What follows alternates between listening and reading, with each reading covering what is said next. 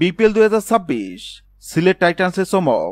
একই সঙ্গে দলে নিলেন বাংলাদেশের সেরা অলরাউন্ডার মেহেদী হাসান মিরাজ এবং নাসুম আহমেদকে। বাংলাদেশ প্রিমিয়ার লিগ বিপিএল এর গত আসরে খুলনার হয়ে খেলেছিলেন মেহেদী হাসান মিরাজ ও নাসুম আহমেদ। বাংলাদেশের দুই ক্রিকেটারকে আগামী মৌসুমে খেলতে দেখা যাবে সিলেট টাইটান্সের হয়ে।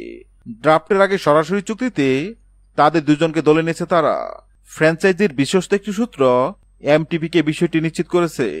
বিপিএল এর গত 3 আসরে খেলতে দেখা গেছে সিলেট স্ট্রাইকারকে। তবে আগামী 5 বছরের জন্য ফ্র্যাঞ্চাইজির মালিকানা নিতে আগ্রহ প্রকাশ করেনি তারা।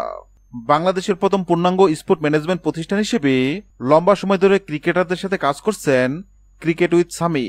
বিপিএল এর গত আসরের সময় তারা এমটিভিকে জানিয়েছিলেন তারা টুর্নামেন্টে দল নিতে চান। গত মাসে বিসিবি যখন আগ্রহী ফ্র্যাঞ্চাইজির জন্য দরপত্র আহ্বান করে তখন আবেদনপত্র জমা দেয় প্রতিষ্ঠানটি। প্রাথমিক যাচাই বাছাই মূল্যায়নের পর অর্থনৈতিক সচ্ছলতা এবং অন্যান্য বিষয়ে কোনো অভিযোগ না পাওয়ায় সিলেটের মালিকানা পায় তারা। সিলেট টাইটান্স হিসেবে বিপিএল এ খেলতে দেখা যাবে তাদের। আগামী 17 নভেম্বর বিপিএল এর ড্রাফট অনুষ্ঠিত হবে।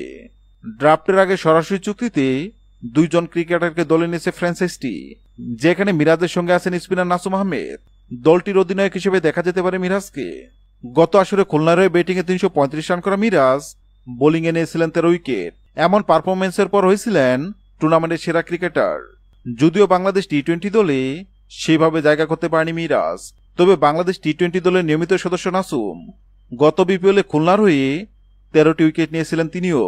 হ্যাঁ দর্শক, বিপিএল 2026-এ আপনার পছন্দের দল কোনটি অবশ্যই কমেন্ট করে জানাবেন। ভিডিওটি ভালো লাগলে লাইক দিবেন এবং সাবস্ক্রাইব করে আমাদের চ্যানেলের সঙ্গে থাকবেন। ভিডিওটি দেখার জন্য আপনাকে অসংখ্য ধন্যবাদ।